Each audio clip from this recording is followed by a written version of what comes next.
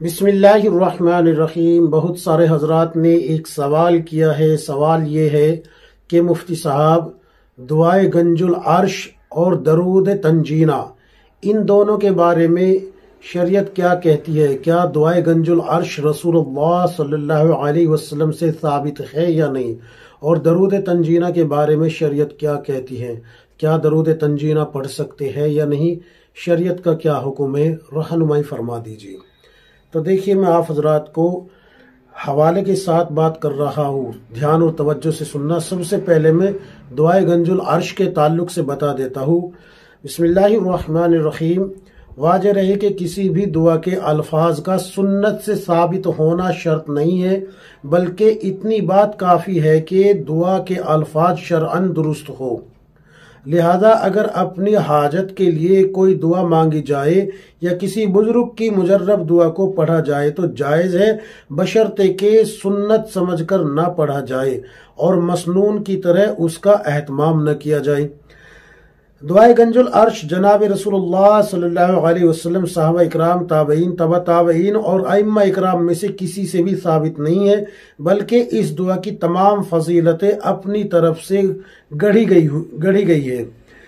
اس دعا کا نام ہی اس کے من گھڑت ہونے پر دلیل ہے کہ کیونکہ اس کا نام فارسی زبان میں ہے۔ اگر یہ دعا سنت سے ثابت ہوتی تو کم از کم اس کا نام تو فارسی زبان میں نہ ہوتا۔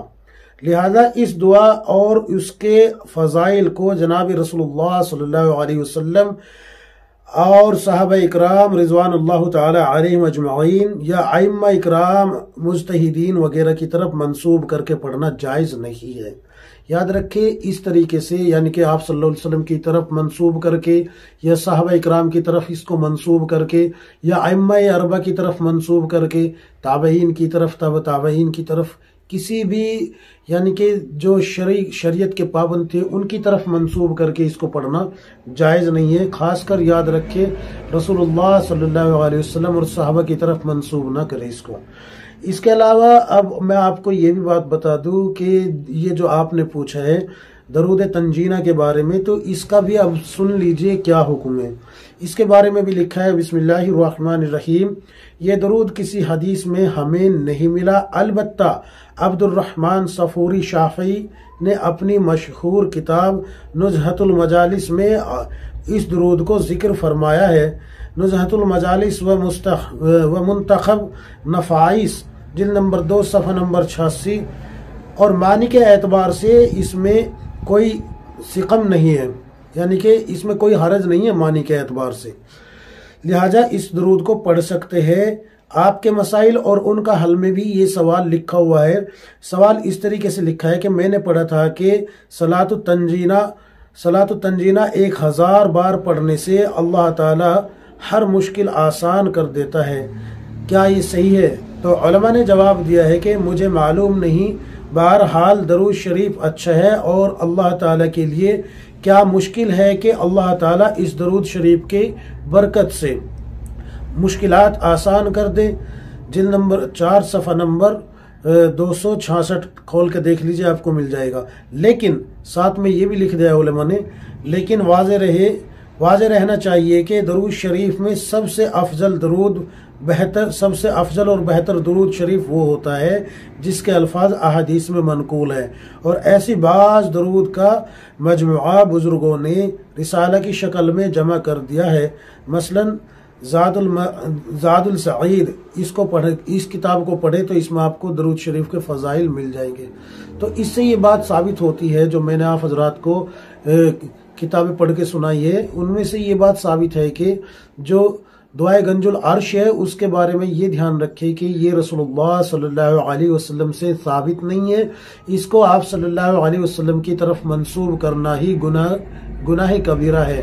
رسول اللہ صلی اللہ علیہ وسلم کی احادیث کا مفہوم میں آپ کو بتا رہا ہوں۔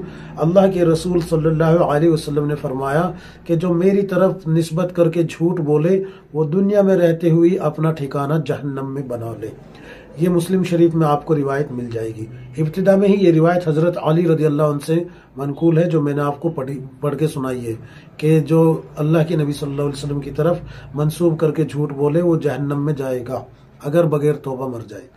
دوسری جو درود شریف کے تعلق سے جو پوچھا گیا ہے وہ بھی کسی کتاب میں نہیں ملی کہ آپ صلی اللہ علیہ وسلم سے ثابت ہیں، لیکن جو بزرگ کا ذکر آیا ہے کہ عبد الرحمن صفوری رحمۃ اللہ علیہ جو کہ شافعی مسلک کے تھے، انہوں نے اپنی کتاب میں اس کو ذکر کیا ہے، لیکن یہ بھی رسول اللہ صلی اللہ علیہ وسلم سے ثابت نہیں ہے، اس لیے اس درود کو بھی رسول اللہ صلی اللہ علیہ وسلم کی طرف منسوب نہ کیا جائے۔